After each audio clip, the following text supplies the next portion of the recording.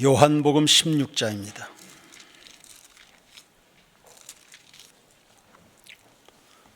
요한복음 16장 32절 말씀입니다.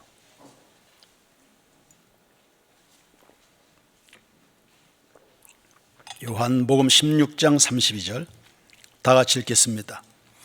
보라, 너희가 다 각각 제 것으로 흩어지고 나를 혼자 둘 때가 오나니 벌써 왔도다. 그러나 내가 혼자 있는 것이 아니라 아버지께서 나와 함께 계시느니라. 아멘. 간혹 성도들이 제 안색을 살피면서 어디 몸이 안 좋으세요? 묻곤 합니다. 몸이 불편한 것보다는 마음이 안 좋은 경우가 대부분입니다.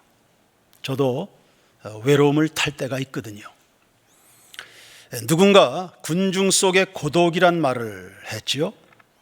바다 한가운데 마실 물이 없는 것처럼 수많은 관계 속에 있으면서도 마음이 공허할 때가 있는 겁니다. 여러분은 어떠신가요? 나이가 들수록 누군가가, 친구가 그립진 않으십니까? 알고 보면 인간은 존재론적으로 혼자이지 싶습니다.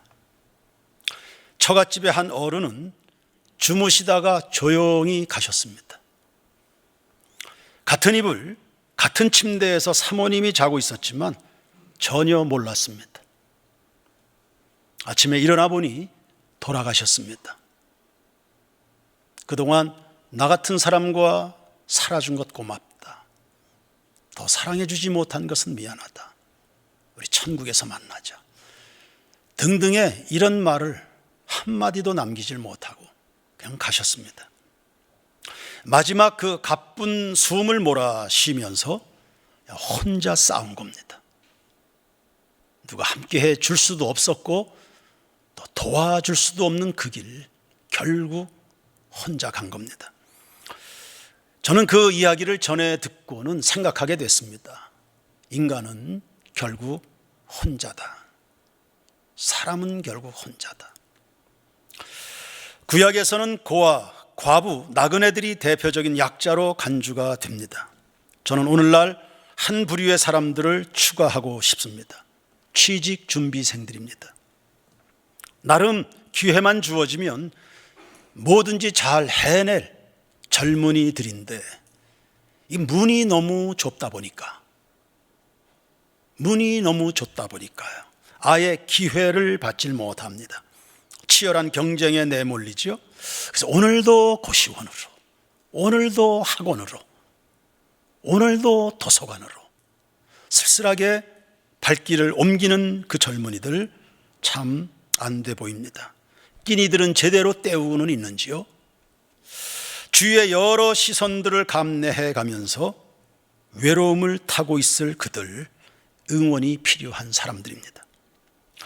탈무드에선 인생을 7단계로 비유합니다. 1살 때는 왕이라고 합니다. 모든 사람들이 아이 앞에서 재롱을 떱니다. 누가 애인지를 모르겠습니다. 그 아이의 비유를 맞추기 위해서 그를 섬깁니다. 2살이 되면 돼지입니다. 뭐가 똥인지 오줌인지 분간을 못합니다. 온갖 다 헤집고 돌아다닙니다. 10살이 될 때는 양이 된다고 합니다. 이때쯤 되면 자기 자신을 간수할 줄도 알고 제법 멋도 냅니다. 18살이 되면 말이 됩니다. 클 만큼 커서 자신의 재능을 혹은 힘을 뽐내기도 합니다. 결혼을 하면 당나귀가 됩니다. 가정이란 무거운 짐을 지고 끝도 없을 그 길을 터벅터벅 걸어갑니다. 중년 때는 개가 됩니다. 부양가족을 위해서는 개처럼 일하는 거죠. 자존심이 어디 있습니까? 때로는 꼬리를 흔들면서 그렇게 그 삶의 현장을 견뎌내는 우리의 중년들입니다. 노년이 되면 원숭이가 됩니다. 나도 사랑받고 싶은데, 나도 관심을 받고 싶은데 어느새 나이 들어버린 나를 거들떠보지를 않습니다. 사람들의 시선이 다 젊은 원숭이들에게만. 우리의 부모님들은 그렇게 대우해드리면 안 되겠죠.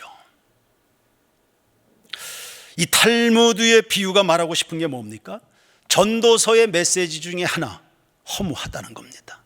아무리 당나귀처럼 수고했고 때로는 개처럼 구겨지면서까지 살려고 발버둥쳐 봤지만 결국은 쓸쓸하게 잊혀져가는 존재가 되는 겁니다. 그런 점에서 고독은 외딴 섬 속에 있지 않습니다. 거리를 가득 메운 군중 속에서 발견되는 고독입니다. 사람과 사람 사이에서 보입니다. 그것도 가족들 속에서요. 가까운 이웃들 친지 속에서 발견되는 고독입니다. 그래서 더 아프죠. 그래서 더 아픈 겁니다. 사람은 어떻게 이리 외로운 존재일까요? 누구 하나 외롭지 않은 사람이 없는데 하나님은 왜 나를 그렇게도 고독하게 만드셨을까? 예수님도 고독하셨습니다. 본문 32절을 보시면 예수님이 십자가 죽음을 눈앞에 둔 상황이었습니다. 제자들에게는 곧 그들 곁을 떠나실 것을 말씀하셨는데 제자들은 하나같이 펄쩍 뛰었습니다. 그럴 수는 없습니다. 우리는 당신을 떠나거나 버리는 법이 없을 겁니다. 우리는 당신을 위하여 목숨이라도 바칠 겁니다 라고 다짐하고 또 다짐하고 또 다짐하고 맹세했습니다. 그러나 예수님은 그 제자들이 매우 연약한 것을 알고 계셨습니다. 보라, 너희가 다 각각 제 곳으로 흩어지고 나를 혼자 둘 때가 오나니 벌써 와 있다. 아이러니한 겁니다. 주님께 충성하겠다고 제자들이 맹세한 바로 그 순간이 사실은 예수님을 떠나기 시작한 시점이 되었습니다. 당신 사랑합니다. 무슨 일이 있어도 우리가 당신을 지켜드릴 거예요. 그러한 충성스러운 고백의 여운이 가시기도 전에 그 주님을 칭송했던 그 입으로 예수님을 부인하는 겁니다. 그 제자들이 남이었습니까? 예수님의 전부였습니다. 앞으로도 전부가 될 제자들입니다. 3년간 자식 키우듯 가르치고 사랑하고 훈련하고 꿈을 나누고 예수님의 미래요, 예수님의 꿈 전부였습니다. 예수님의 온갖 심혈을 기울여서 가까스로 준비해 놓은 예수님의 내일 제자들이었습니다. 그런 제자들이 한순간에 다 떠나가 버리는 겁니다. 이보다 더 눈물 나는 외로움이 있습니까? 그런데 예수님은 놀랍게도 예상 밖의 이야기를 하시네요. 32절 하반절에 보면 그러나 내가 혼자 있는 것이 아니라 아버지께서 나와 함께 계시느니라. 모든 정황은 너무 외로워요. 몸서리 쳐질 만큼 외롭습니다. 아픕니다. 그러나 예수님은 혼자 있는 것 전혀 두려워하지 않으셨습니다. 예수님에게 있어서 고독은 두려운 게 아니었습니다. 오히려 단독자로 내몰리는 그 순간에 그 어느 때보다 당신과 함께 하시는 하나님 아버지를 선명하게 느끼고 계신 겁니다. 왜 인간은 고독해야 되는 겁니까? 그래야 진짜와 가짜를 구분할 수 있기 때문입니다. 왜 인간은 고독한 겁니까? 그래야 진실하게 하나님과 더불어 살아갈 수 있기 때문인 겁니다. 시골 밤하늘을 보십시오. 인간들이 인위적으로 만들어낸 불빛이 다 사라진, 그래서 하나님이 그분의 솜씨로 주님의 높고 위대하신 그분의 손길로 원초적으로 빚어내 놓으신 그분의 영광, 그분의 형상을 비추는 밤하늘의 그 찬란한 별빛을 보십시오. 왜 인간은 고독해야 되는 겁니까? 진정한 빛을 만나야 되니까요. 인간의 고독이야말로 하나님을 만나는 만남의 장이요, 하나님을 볼 수 있는 안경이에요. 그리고 하나님을 온 영으로 느낄 수 있는 통로가 되는 거죠. 고독은 하나님의 은총입니다. 아브라함도 고독했습니다. 아브라함이 하란에 살고 있을 때 그는 부유한 자였습니다. 직업도 안전한 직업이었습니다. 꼭 그런 것은 아니지만, 모두가 그런 것도 아니지만 어느 정도 형편에 있는 사람들은 보수적인 성향을 띱니다. 가진 것이 있으니 변화를 원하지 않는 겁니다. 지켜야 될 것도 많고요. 아브라함도 예외는 아니었습니다. 그런데 너 있는 곳을 떠나서 새로운 곳으로 가라. 주님이 말씀하시는데 주저없이 결단하고 순종합니다. 아브라함이 그냥 거지로 살아서 이판사판 여기서 죽나 거기 가서 죽나 가다가 죽나 이판사판이지 이래서 떠난 게 아닙니다. 많은 것을, 그래서 그것을 내려놓긴 상당히 어려운 형편이었는데 새로운 곳으로 가라라고 말씀했을 때 그가 주저없이 결단합니다. 이유가 뭡니까? 외로웠기 때문입니다. 그 많은 것들을 가지고 있으면서도 그 고요함을 메꿀 수 있는 것이 없었기 때문입니다. 이사야 51장 2절 말씀을 보십시오. 너희 조상 아브라함과 너희를 생산한 사라를 생각하여 보라. 아브라함이 혈혈단신으로 있을 때에 내가 그를 부르고 그에게 복을 주어 창성하게 하였느니라. 혈혈단신이라니요. 아브라함이 왜 혈혈단신입니까? 비록 자식은 없었습니다. 그러나 아내가 있죠, 아버지가 있죠, 형제들이 있죠. 사업 잘 됐습니다. 거래처 넉넉합니다. 사업상 연결되어 있는 인맥이 많이 있습니다. 문명화된 당시의 도시 갈대아 우르에서 살고 있었습니다. 그가 왜 혈혈단신입니까? 그러나 혈혈단신이라 성경은 그리 기록합니다. 비록 그가 많은 것을 누리고 있음에도 불구하고 그것으로는 메울 수 없는 존재론적 고독이 그 속에 있는 겁니다. 이 고독이 하나님을 만나게 된 것입니다. 절대자 하나님이십니다. 만일 아브라함이 고독하지 않았다면, 다시 말해서 자신을 둘러싼 많은 것들로 인하여 그저 즐겁기만 했다면, 당대의 다른 여느 갈대아 우르의 주민들처럼 하나님의 부르심을 듣지 못했을 겁니다. 아니, 아무리 하나님께서 목 놓아 외쳐도 들으려고 하지 않았을 겁니다. 아브라함은 갈급한 겁니다. 아브라함은 갈급한 겁니다. 그가 이삭을 원했습니까? 나중은 이삭도 포기해야 됐습니다. 그것으로는 메울 수 없는 것이니까요. 그 고독이 하나님과 동행하는 축복을 얻게 되었습니다. 고독은 하나님의 초청장입니다. 다윗도 고독했네요. 다윗이 고독했어요. 다윗이 고독했어요. 그 고독함의 절정은 자식에게 버림받은 순간이었습니다. 오늘날 어른들만 버림받는 거 아닙니다. 다윗도 버림을 받았습니다. 압살롬이 반역했습니다. 가장 사랑했던 믿음직한 참 잘난 아들이었습니다. 정말 기대를 많이 했을 그런 아들이었습니다. 그 아들이 돌연 아버지에게 반역을 일으켰습니다. 그동안 놓치고 있었던, 그래서 그 아들 속에 상처가 있었는가, 어느 순간에 원수가 되어버렸습니다.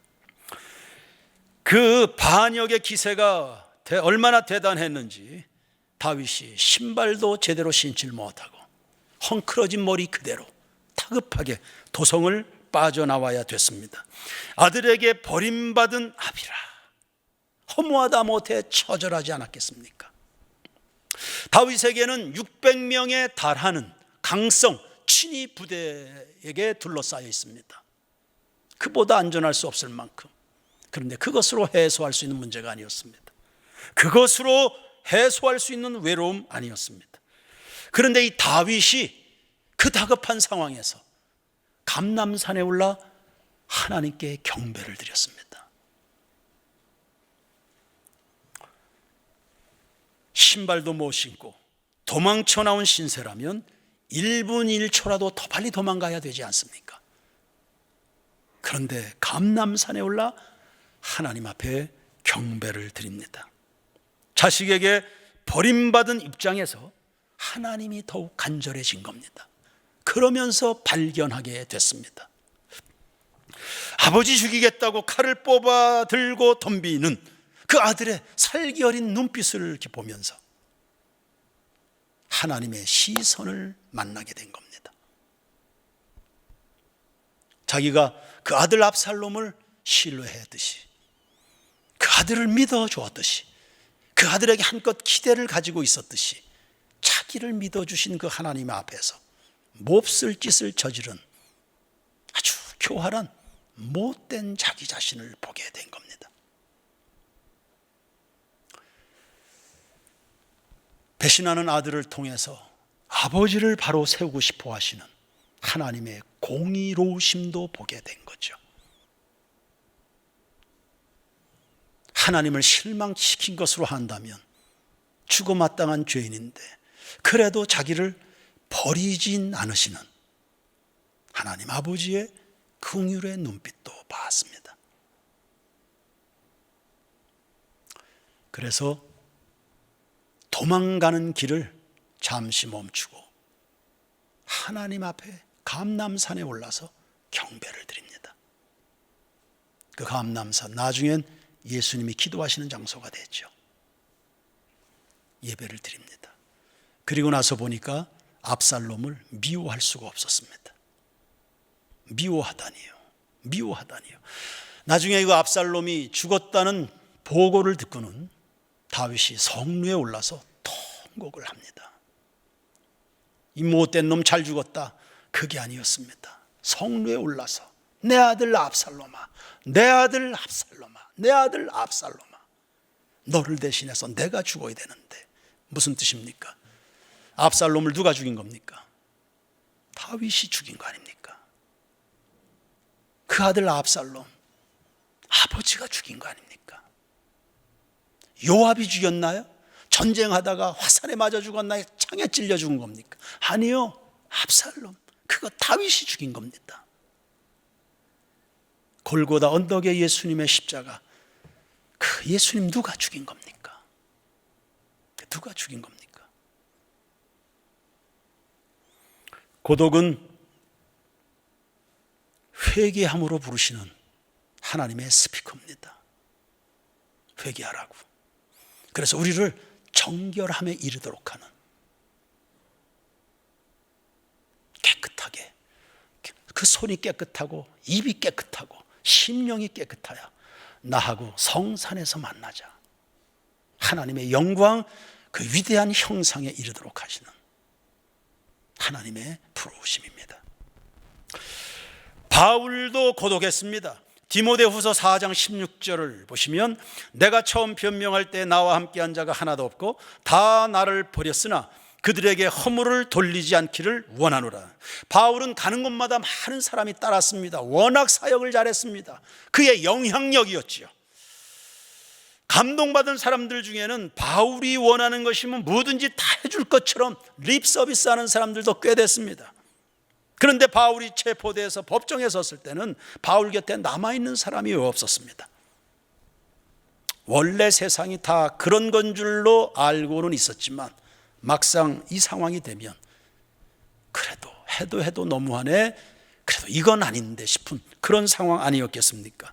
그러나 바울이 고백하네요. 누구에게도 허물을 돌리고 싶지 않다. 나를 버리고 떠나버린 사람들, 그들에게 허물 돌리고 싶지 않다. 아마 바울은 그 사람들을 위해서 더 많은 축복 기도를 심었을 겁니다. 바울 신앙의 그 수준 정도면요, 아마 그랬을 겁니다. 여러분, 이런 것들이 어떻게 가능할까요? 16절 뒤 이어나오는 17절 말씀을 한번 보십시오. 디모데후서 4장 17절입니다. 다 같이 읽습니다. 주께서 내 곁에 서서 나에게 힘을 주심은 나로 말미암아 선포된 말씀이 온전히 전파되어 모든 이방인이 듣게 하려 하심이니 내가 사자의 입에서 건짐을 받았느니라. 아멘. 여러분, 외로움이 슬프지 않은 이유가 뭡니까? 이 4장 17절 말씀을 보십시오. 나에게 힘을 주시는 분이 누구십니까? 하나님이세요. 내 입에서 떠나가야 되는 그 하나님의 말씀이 열매를 맺어서 영혼들을 구원하고 살리게 하시는 그분이 하나님이시죠. 내가 하려고 있는 그 일, 하려는 하는 그 일을 결실맺게 하시는 분이 하나님이시고, 그걸 할 수 있도록 힘을 주시고, 모든 위험과 위협의 요소들 사자 입에서 건지시는 분이 하나님이시라 했습니다. 그래서 주변에서 버림을 받아도 쓸쓸하지 않습니다. 어차피 아니니까. 어차피 내 인생의 주인은 따로 있으니까. 시작에서부터 과정과 그리고 우리가 돌아갈 그곳이 따로 있으니까요. 거꾸로 띠을 당해도 낙심하지 않고 사방으로 우겨쌈을 당해도 원망하지 않습니다. 여러분, 외로울 때가 있을 텐데 낙심하지 맙시다. 주변에 친구가 없다고 느껴집니까? 그래도 쓸쓸할 거 없습니다. 오히려 하나님 없이 고독한 거, 그거 위험합니다. 하나님이 아니 계신데도 사방으로 둘러싸고 있는 그 좋아 보이는 것들로 인해서 여러분이 고독함을 못 느낀다면 그거 정말 위험한 겁니다. 하나님 없이 그저 즐겁기만 하다가 결국 어디로 갈 겁니까? 끝내 흙으로 돌아가지 않습니까? 믿었던 사람이 하나 둘씩 떠나간다. 예수님이 여러분과 더 친해지고 싶으시다는 뜻입니다. 하나 둘씩 옆에 사람이 없어지나요? 외딴 섬처럼 느껴집니까? 주님이 여러분과 좀 친해지고 싶다고 하십니다. 그동안 지지해 줬던 사람들이 어느새 등을 돌려서 여러분을 반대합니까? 예수님과 너무 멀어져 있지는 않습니까? 직업으로 메꿀 수 없는 고독이 있지요. 가족으로도 안 되는 것이 외로움의 문제입니다. 가족으로도 안 되는 것이. 그런 고독을 느끼고 있다면 여러분 기뻐하십시오. 하나님이 여러분 곁에 가까이 와 계신 줄로 믿습니다. 고독을 하나님으로 채울 수 있는 사람만이 사람 사이에서 겪게 되는 외로움을 극복할 수 있게 되는 겁니다. 하나님 안에서 고독한 사람은 더 이상 고독하지 않습니다. 제 이야기를 마저 한다 그러면 제게 찾아왔던 외로운 감이 깊어지고 더 깊어질 때쯤이면 주님이 꼭 찾아오십니다. 그리고는 아주 강하게 위로하시죠. 그렇게 되면 그 순간에 저는 마치 독수리처럼 그 영적 생활이 혹은 그 영성이 독수리처럼 비상하게 되는, 계속 주님이 저를 발전시키는 그것이 바로 외로움 순간이었습니다. 이런 경험들을 자주 여러 번 그렇게 해가면서 오늘 제가 이 나이를 먹고 있습니다. 외로운 거 슬픈 거 아닙니다. 그 믿음의 영웅이 되어가는, 하나님 앞에 참 빛나는 영적인 제사장이 되어가는 하나님의 부르심입니다. 새인교회 성도 여러분, 가정에서입니까? 교회에서조차 여러분 외로우십니까? 여러분의 마음이 하나님과 얼마나 친밀해 있는지요.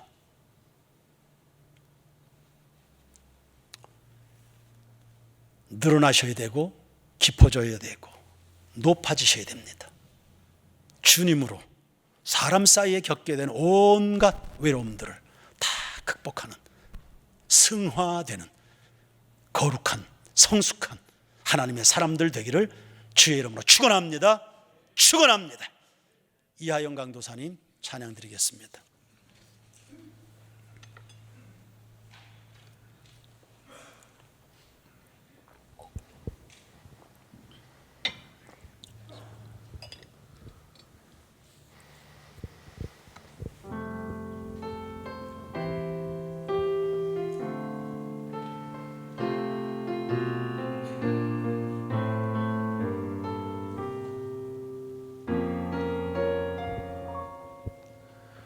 왜 나를 깊은 어둠 속에 홀로 두시는지, 어두운 밤은 왜 그리 길었는지,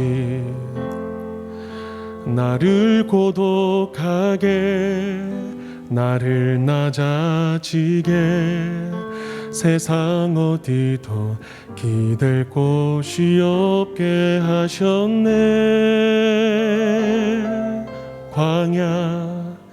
광야에 서 있네.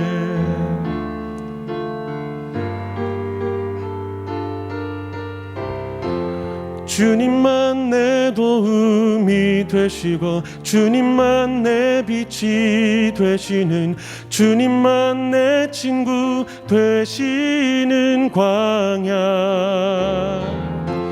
주님 손 놓고는 단 하루도 살 수 없는 곳 광야에 서 있네.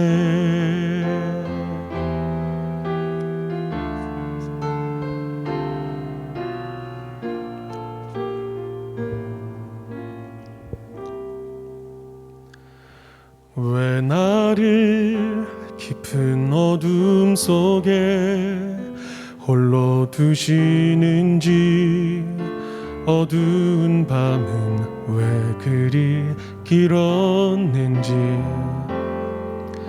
나를 고독하게 나를 낮아지게 세상 어디도 기댈 곳이 없게 하셨네.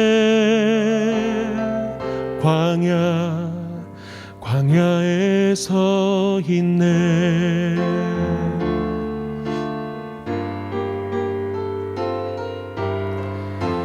주님만 내 도움이 되시고 주님만 내 빛이 되시는, 주님만 내 친구 되시는 광야. 주님 손 놓고는 단 하루도 살 수 없는 곳 광야.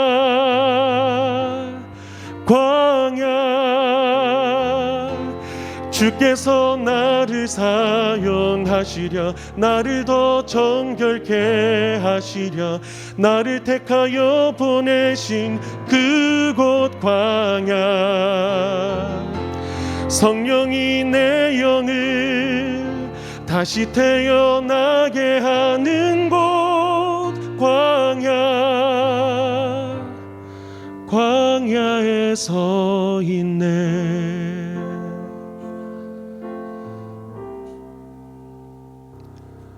내 자가 산산이 깨지고 높아지려 했던 내 꿈도 주님 앞에 내어놓고, 오직 주님 뜻만 이루어지기를, 나를 통해 주님만 드러나시기를.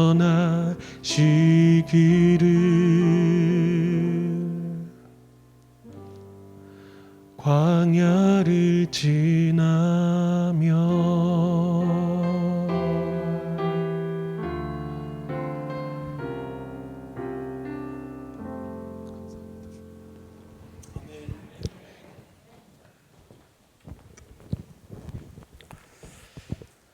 광야를 지나며 비로소 배우게 됐습니다. 거칠고 메마른 땅이었습니다. 아무런 공급이 될 것 같지 않은 그 광야를 지나면서 알게 됐습니다.